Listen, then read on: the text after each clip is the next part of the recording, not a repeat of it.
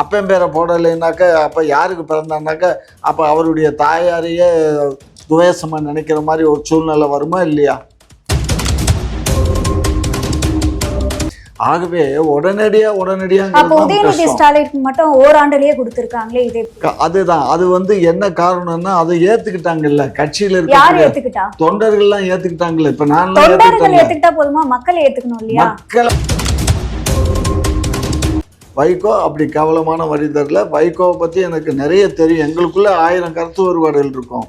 வைகோவுக்கும் எனக்கும் கருத்து வேறுபாடுகள் அதிகம். ஏன்னா அவர் நான் நாயுடே இல்லைம்பாரு, நான் நாயுடும்பேன். இதுலேயே எங்களுக்குள்ள ஒரு கான்ட்ரவர்ஷியல் தான்.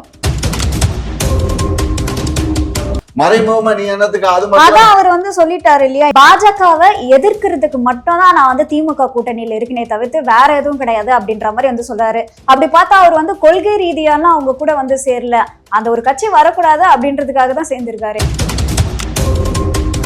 இப்போ சீமான் அவர்கள் என்னத்துக்கு 14 ஆண்டு காலமாக தனிச்சு நிற்கிறாரு. இன்றைக்கு இவர் ஏதாவது ஒரு கூட்டணிக்கு போனாருன்னா இவருக்கு எம்எல்ஏவோ எம்பியோ கிடைச்சிருக்கும்ல, ஏன் போகலை? அவர் மொத்தமாக தான் ஆட்டையை போடணும்னு பார்க்குறாரு.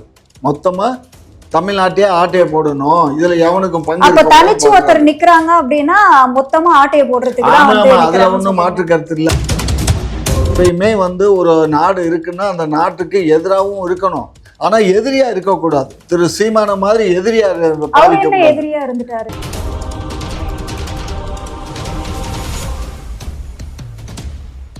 குக்கு செய்தி நேயர்களுக்கு வணக்கம். இன்றைய நிகழ்ச்சியின் சிறப்பு விருந்தினர் திமுகவின் மூத்த முன்னோடி முனைவர் காமாட்சி நாயுடு அவர்கள். வணக்கம். வணக்கம். முதலமைச்சர் அவர்களுடைய டேபிளுக்கு உளவுத்துறை ஒரு ரிப்போர்ட் கொடுத்திருக்காங்க. அந்த ரிப்போர்ட்ல மதிமுக பாஜகவோட கூட்டணிக்கு போறதா தெரிய வந்திருக்கிறதா சொல்றாங்க. இதை பத்தின உங்க கருத்து என்னங்க ஐயா? திரு வைகோ அவர்கள் அந்த அளவுக்கு ஒரு கேவலமான மனிதர் அல்ல. ஏற்கனவே வாஜ்பாய் அவர்களுக்கு நண்பராகத்தான் இருந்தார். இருந்தும் கூட பாரதிய ஜனதா கட்சியோடு கூட்டணி வைத்துக் கொள்வதற்கு அவர் விரும்பவில்லை. அப்பொழுது திராவிட முன்னேற்ற கழகத்தை கூட அந்த காலகட்டங்களிலே விமர்சித்துண்டார். அதுவும் இப்போது இருக்கக்கூடிய இப்படிப்பட்ட ஒரு இக்கட்டான சூழ்நிலையில் அவர் பாரதிய ஜனதா கட்சியோட கூட்டணி வைத்துக் கொள்வார் என்பது இயலாத காரியம். காரணம் என்ன? 2 காரணத்தை சொல்லலாம். ஒன்று அவர் திராவிடியன் கல்ச்சரில் வந்தவர், அவர் அந்த மாதிரி அமைப்புக்கு போக மாட்டார். 2வது அவருடைய பையன் துரை வைகோ நம்மளுடைய உதயசூரியன் சின்னத்தில் தான் அவர் ஜெயிச்சு வந்திருக்காரு இல்லையா? ஆனா அவர் பாஜகவோட நெருக்கம் காட்டி வரதா சொல்றாங்களே, அது தப்பு இல்லைம்மா. இவரை பொறுத்த மட்டும் திரு வைகோ அவர்கள் ஒரு மூத்த பார்லிமெண்ட்ரியன். அவர் பல முறை பார்லிமெண்ட்டுக்கு போயிருக்காரு. பார்லிமெண்ட்டில் அவருடைய ஸ்பேச்செல்லாம் சிங்கம் கற்பிச்சது போல் அந்த அளவுக்கு ஒரு ஆணித்தரமாக எல்லா விஷயங்களையும் எடுத்து வைக்கிறவர். அதனாலேயே வடக்கத்திய நாடாளுமன்ற உறுப்பினர்கள், அப்போதைய அமைச்சர் பெருமக்கள் எல்லாம் அவர் மீது ஒரு தனி பாசம் உண்டு. யாருக்கும் அஞ்ச மாட்டார், அஞ்சா நெஞ்சன்னு சொல்லலாம். ஏன்னா அவர் பிறந்த இடம் அந்த மாதிரி ஒரு பாஞ்சாலங்குறிச்சி சீமையாக இருக்கிறதுனால அவருக்கு எந்த விதமான ஒரு பயம் இல்லாமல் பேசக்கூடிய ஒரு நபர். ஆனால் அவர் ஒரு வழக்கறிஞரும் கூட, அதனால் அவருக்கு சட்ட நுணுக்கங்கள்லாம். ஆனால் அப்படி இருக்கிறவர் முதலமைச்சர் மு க ஸ்டாலின் அவர்களை தனியாக சந்திச்சு இந்த மாதிரி என் கட்சியில இருந்து யாருன்னா வெளியே வந்தால் சேர்த்துக்காதீங்க அப்படின்ற மாதிரி சொல்லியிருக்காரு. இந்த நேரத்தில் பார்த்தீங்க அப்படின்னா முத்துரத்தினம், அதாவது மதிமுகவில் இருந்த முத்துரத்தினம் அவரையுமே அவர் போயிட்டு அதாவது மு க ஸ்டாலின் அவர்களுடைய முன்னிலையில் திமுகவில் இணைஞ்சிருக்காரு. ஏமா நீங்கள் ஒரு விஷயம், அதப்பா ஒரு கட்சியை விட்டு ஒருத்தன் விலகணும் அப்படின்னு முடிவு பண்ணிட்டான்னா அவன் நம்ம சேர்த்துக்கிட்டா அவன் இன்னொரு கட்சிக்கு போவான். அப்போ மதிமுகவில் இருந்தால் வளர மாட்டாங்களா? மதிமுகவில் இருந்தால் வளருவாங்களா வளர மாட்டாங்கன்னு நீங்கள் அவங்கள்ட்ட கேட்கணும். அவங்க கட்சியை விட்டு வெளியில் வர்றாங்க, அவங்க எங்கள் கட்சிக்கு வர்றேன்னு சொல்கிறாங்க, நாங்கள் வேண்டான்னு சொல்லிட்டோம்னு வச்சுக்கோங்க. உடனே அடுத்த கட்சிக்கு தானே போவாங்க. ஒரு பொலிட்டீஷியன் சும்மா வீட்டில் எப்பயுமே உட்கார மாட்டான். ஒரு கட்சியை பார்ப்பான், இல்லைன்னா இன்னொரு கட்சியை போய் பார்த்து சேர்ந்துக்கிட்டு போயிட்டுருப்பான். அதனால் அதுவும் திராவிடத்தை முன்னிறுத்தக்கூடிய கட்சி, நம்மளும் திராவிடத்தை முன்னிறுத்தக்கூடிய கட்சி. அதனால் திராவிட கொள்கையில் ஈர்க்கப்பட்டு அவன் வர்றான் அப்படின்னு சொன்னால் நம்ம சேர்த்துக்கிறதுல ஒன்றும் தப்பு இல்லை. அப்படி பார்த்தீங்கன்னா நீங்கள் வைகோ கூட அமைச்சரவையில் கேபினெட் மினிஸ்டர்லாம் பிஜேபி பீரியடில் இருந்தவங்கெல்லாம் நம்ம கூட தான் வந்தாங்க. மிஸ்டர் கண்ணப்பன் ஆகட்டும், செஞ்சி ராமச்சந்திரன் ஆகட்டும், இவங்கெல்லாம் பல பேர் வந்து திமுகவில் தான் வந்து ஐக்கியமானாங்க. அதுக்குனால வந்து ஏன் வந்தாங்க, எதுக்கு வந்தாங்கங்கிறதெல்லாம் அது சொல்ல இயலாது. ஒவ்வொருத்தருக்கும் சந்தர்ப்பம், சூழ்நிலைகள் தான் வந்து வரும். இப்போ வந்து மல்லை சத்யா வந்து இப்போ அந்த கட்சியை விட்டு போவாரான்னா போக மாட்டாருங்கிறது என்னுடைய நம்பிக்கை. ஏன்னா அந்த அளவுக்கு வந்து இவர் ரொம்ப பேசுகிறாரு. அதாவது கிட்டத்தட்ட 99 விழுக்காடு வந்து என் பையன் வந்து அரசியலுக்கு வரணும்னு சொல்லி செயற்குழு உறுப்பினர்கள்லாம் விரும்பின காரணத்தினால தான் நான் வந்து அவரை கட்சியில் சேர்த்துக்கிட்டோம் அப்படிங்கிறாரு. சரி, கட்சியில் சேர்த்துக்கிட்டது சரி, உடனடியாக நாடாளுமன்ற உறுப்பினர் கொடுத்தது எந்த வழியில் நியாயம்? ஏற்கனவே அவருடைய கட்சியில் இருந்த திருச்சியை சேர்ந்தவர் வந்து விஷம் குடித்து தற்கொலை பண்ணிக்கிட்டாரு. எதனால் தற்கொலை பண்ணிக்கிட்டாரு இது கூடவா தெரியாது. பட் ஆனால் இதெல்லாம் வந்து திரு வைகோ அவர்கள் வந்து அவர் என்னதான் இருந்தாலும் அவருக்கு வந்து அவருடைய குழந்தையின் மீது ஒரு பற்று இருக்கத்தானே செய்யும். பிள்ளை மேலே பற்று இல்லாத மனிதன் யார் இருக்கா? பற்று இருக்கத்தான் செய்யும். அந்த பற்று அவருக்கு உடனடியாக ஒரு நாடாளுமன்ற உறுப்பினரை பெற்றுக் கொடுத்துச்சு. ஆனால் அது தப்பாக ரைட்டா அப்படின்னா அது என்னை பொறுத்த மட்டும் அது தப்புன்னு சொல்ல இயலாது. அது ரைட்டு தான். ஏன்னா இந்த கட்சிக்காக உழைத்து ஏறக்குறைய ஒரு என்றைக்கு திராவிட முன்னேற்ற கழகம் தோன்றுச்சோ அந்த காலத்தில் நாங்கள் சிறு வயதாக இருக்கும்போதே நான், காளிமுத்து, காமராஜ் எல்லாம் ஒரு பக்கம் பிரச்சாரம் பண்ணாலும் இவர் ஒரு பக்கம் அப்போ அது எங்களுக்கு சீனியர், ஒரு 4 வருஷம் சீனியர் அவர் பிரச்சாரம் பண்ணிகிட்டு இருந்தார். அப்படிப்பட்ட அந்த காலங்களில் இருந்தே 1900 எனக்கு தெரிய 64 இருந்தே வந்து ஒரு பிரச்சாரத்தில் ஈடுபட்டு பிரச்சாரம் பண்ணிட்டு இருந்தார் கல்லூரி நாட்கள்லேயே. அப்படிப்பட்ட ஒரு தேர்ந்தெடுத்த ஒரு நல்ல பேச்சாளர், நல்ல செயல் வீரர், அப்படிப்பட்ட ஒருத்தர் வந்து இன்றைக்கி முடங்கி போயிட்டாரேன்னு சொல்லி எனக்கு ரொம்ப வருத்தம் தான். இவர் ஏற்கனவே திமுகவில் இருந்திருக்கலாம், சந்தர்ப்ப சூழ்நிலை திமுகவில் இல்லை.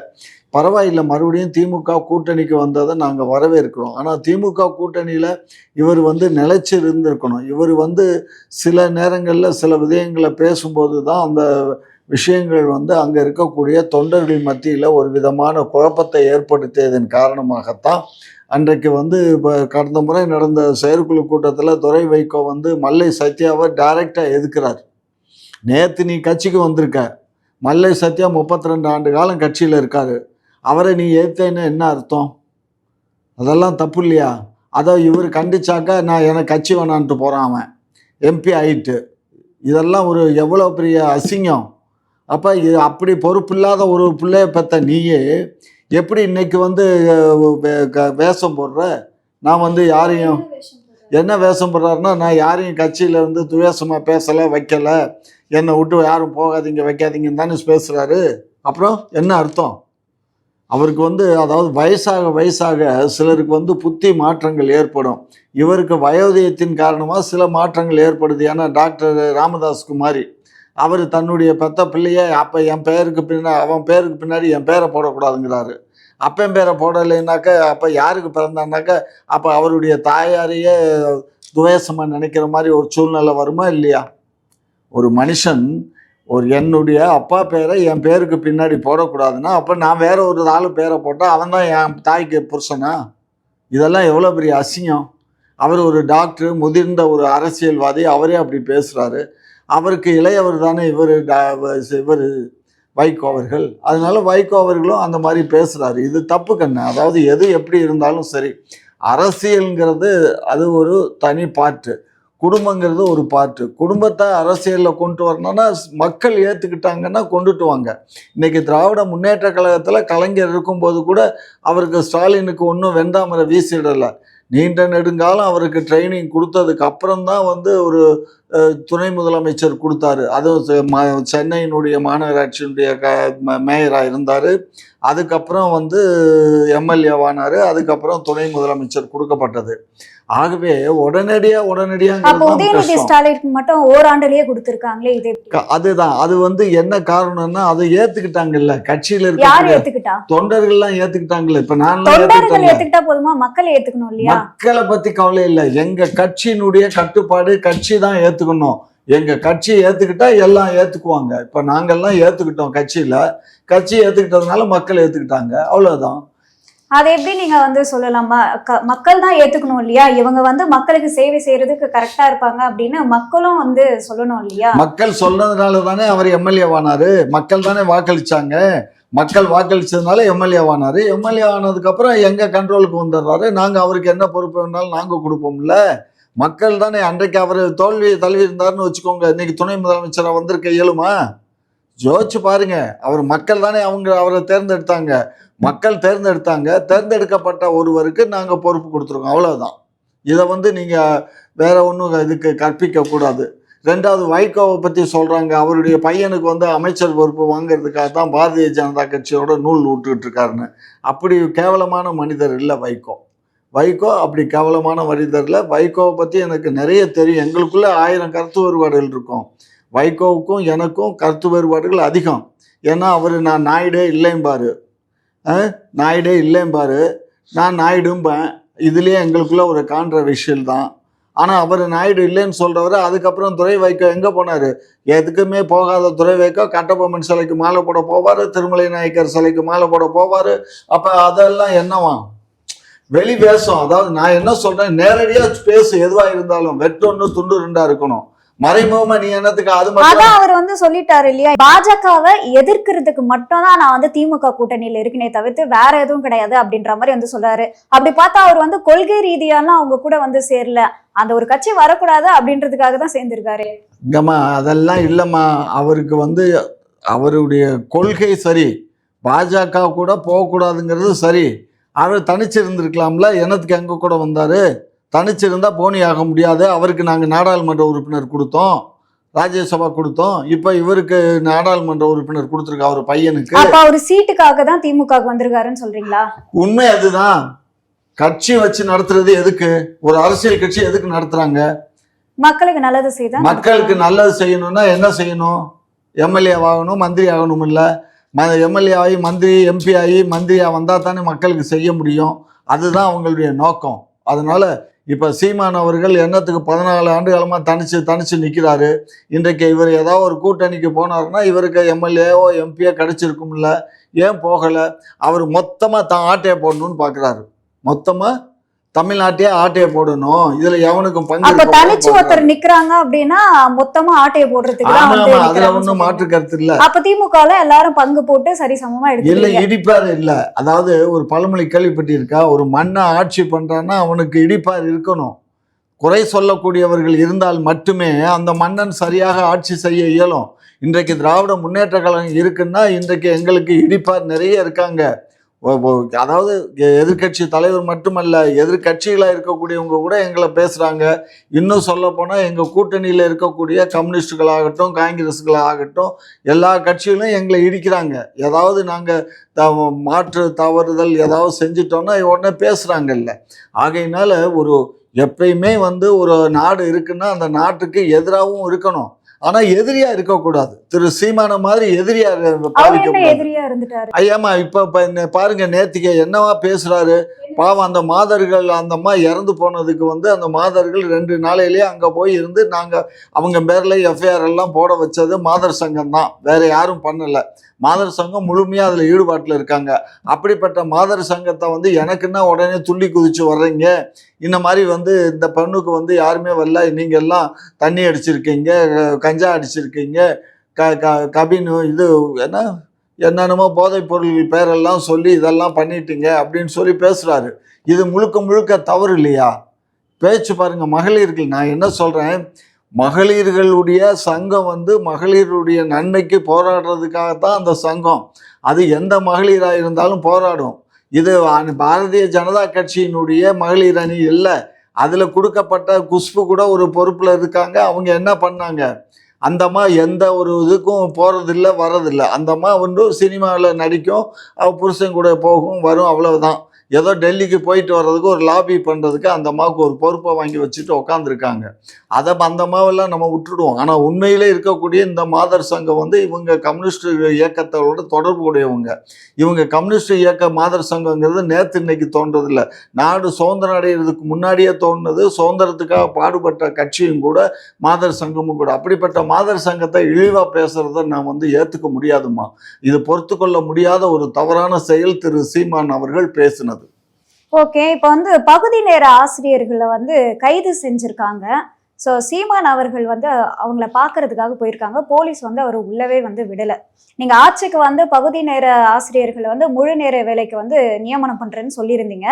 இப்போ என்னடான்னா ஆசிரியர்களே நீங்க கைது பண்றீங்க. ஏம்மா அதாவது மொட்டை தொலைக்கும் முழுங்காலுக்கு முடிச்சு போடுற மாதிரி பேசுற. நாங்க வந்து ஆட்சிக்கு வந்தா நாங்க செய்யறதுக்கு முயற்சி பண்றோம்னு சொன்னோம். இல்ல நீங்க வந்து பகுதி நேர ஆசிரியர்களுக்கு நாங்க குடுக்குறோம், முழு நேர வேலையை கொடுக்குறோம்னு பகுதி சொன்னீங்க. நேர ஆசிரியர்கள்னா பகுதி நேரம்னா அவங்க வந்து டெம்பரவரி அப்பாயின்மெண்ட், புரிஞ்சுக்கங்களா? இந்த டெம்பரவரி அப்பாயின்மெண்ட்டை வந்து நாங்க வந்து பெர்மனன்ட் பண்றதுக்கு முயற்சி பண்றோம்னு சொன்னோம்.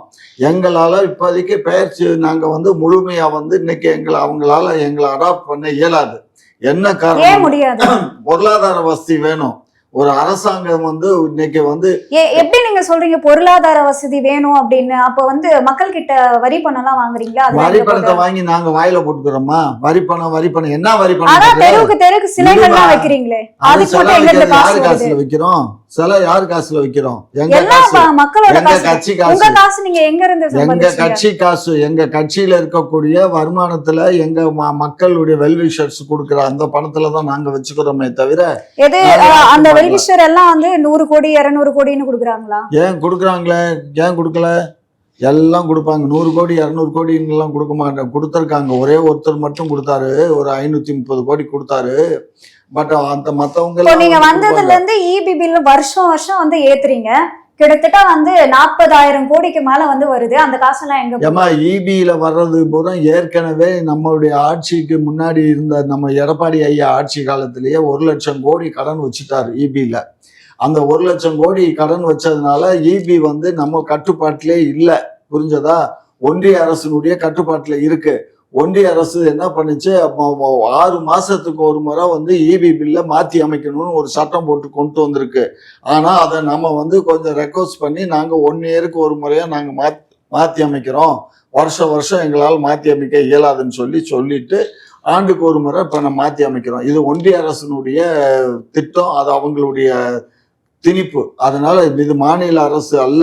இபி பில்ல மாநில அரசு உயர்த்தல. இப்ப வந்து விமான நிலையம் எல்லாம் கட்டுறதுக்கு வந்து காசு இருக்கு. பகுதி நேர ஆசிரியர்களுக்கு வந்து முழு நேர வேலை ஆசிரியரா வந்து நியமனம் பண்ணி நீ ஒரு ஆங்கரு சரியா படிக்கணும்.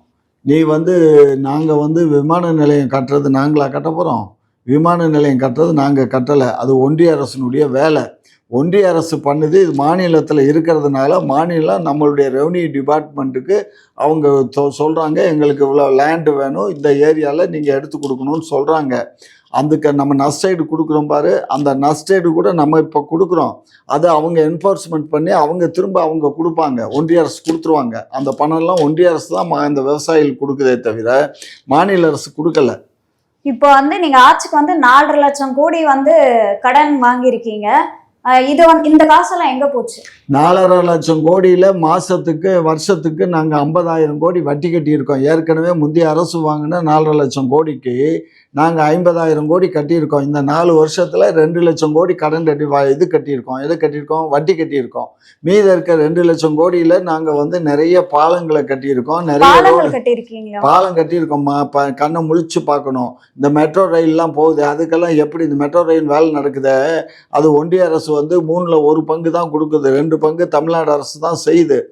பேஸ் 1, பேஸ் 2, இப்போ பேஸ் 3 வேற நடந்து. நீங்க அதுலயுமே வந்து என்ன பண்றீங்க அப்படின்னா கான்ட்ராக்ட் பேஸ்ல தான் அங்க இருக்கக்கூடிய இன்ஜினியர்ஸுக்கு எல்லாருமே நீங்க வந்து வேலை கொடுக்குறீங்க.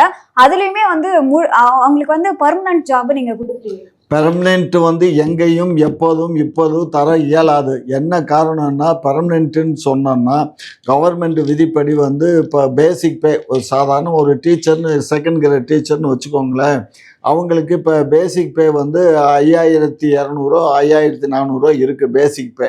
அதுக்கப்புறம் டிஏ இருக்குது. இதெல்லாம் சேர்க்கும்போது அவங்களுக்கு கிட்டத்தட்ட ஒரு 1 லட்ச ரூபா சம்பளம் வந்துடும். புரியுதா? ஸோ அப்போ இந்த 1 லட்ச ரூபா சம்பளத்துக்கு நாங்கள் வேலைக்கு போட்டால், இந்த 1 லட்ச ரூபா சம்பளத்துக்கு நாங்கள் 25,000 ரூபா மேனிக்கு 4 பேர்த்துக்கு வேலை கொடுக்க. ஏன் தேர்தலுக்கு வர்றது, அதாவது தேர்தலில் ஜெயிக்கிறதுக்கு முன்னாடி நாங்கள் ஏன் உங்களுக்கு வேலை கொடுக்குறோம்னு நீங்கள் வந்து சொல்றீங்க? கொடுக்குறோம்மா, அதான் 4 பேர்த்துக்கு கொடுக்குறோம். நீ நல்லா பாரு, ஒரு ஆளுக்கு கொடுக்குற வேலையை 4 பேர்த்துக்கு கொடுக்குறோம். நாங்கள் எல்லாருமே கொடுப்போம் அப்படின்ற மாதிரி எல்லாத்துக்குமே வேலை கொடுக்கறதுக்கு என்ன நாங்கள் என்ன இதாக இருக்கோம்? இங்கே பாரு, எங்களை நீ கேட்குறிய, ஒன்றிய அரசு வருஷத்துக்கு நாங்கள் 2 கோடி மக்களுக்கு நான் வேலை வாய்ப்பு கொடுக்குறேன்னு இதே மோடிஜி சொன்னார். மோடிஜி என்ன சொன்னார், அவங்க தேர்தல் அறிக்கையில் இருக்குது, நாங்கள் ஆண்டுக்கு 2000 கோடி மக்களுக்கு நாங்கள் வந்து வேலை வாய்ப்பு கொடுப்போம்னாரு. இப்போ 11 வருஷம் ஆச்சு, 22 கோடிக்கு அவங்க வேலை கொடுத்துருக்கணும் இல்லை? 22,000 கோடி மக்களுக்கு வேலை கொடுத்துருந்தா என்னத்துக்கு பீகாரில், பஞ்சாப்ல, ராஜஸ்தானில் இருக்கவங்க பூரா தமிழ்நாட்டில் வந்து இங்கே வந்து நம்மளை வந்து நாளைக்கு நீங்களும் வேலை கொடுக்கலன்னா நாளைக்கு தமிழர்களுக்கும் அதே நிலைமை தான். தமிழர்களுக்கு அப்படி ஒரு சூழ்நிலை வராது. தமிழர்கள் வந்து இப்போ படித்த பிள்ளைகளுக்கு நாங்கள் அதுக்காக தான் இப்போ வந்து இந்த ஊதியத்தில் வந்து நாங்கள் நிறைய பேர் அப்பாயின்மெண்ட் பண்ணிகிட்ருக்கோம். எல்லா டிபார்ட்மெண்ட்லேயும் போடுறோம், பற்றாக்குறை இருக்க எல்லா டிபார்ட்மெண்ட்லேயும் போடுறோம். சில இதுலேயும் வந்து நாங்கள் குரூப் 4, குரூப் 2, குரூப் 1 இந்த மாதிரி எக்ஸாமினேஷன் நடத்தி அவங்களையும் நாங்கள் அப்பாயின்மெண்ட் பண்ணிகிட்ருக்கோம். சைமல்டேனியஸாக எல்லா ஒர்க்குமே நடக்குது. ஒர்க்கு ரொம்ப டிலே ஆகக்கூடாதுங்கிறதுக்காக தான் இப்போ இந்த பேயில் கன்சால்டேட் பேயில் அப்பாயின்மெண்ட் போடுறோம். அதே சமயத்தில் பெர்மனெண்ட் போஸ்ட்டுக்கும் நாங்கள் இப்போ இது தேர்தல் ஆணையத்தின் மூலமாக தேர்தல் நடத்தி அது மூலியமாகவும் குரூப் 4 கிளார்க்கு போஸ்ட்டுக்கு நாங்கள் அதுவும் பண்ணிக்கிட்டு இருக்கோம்.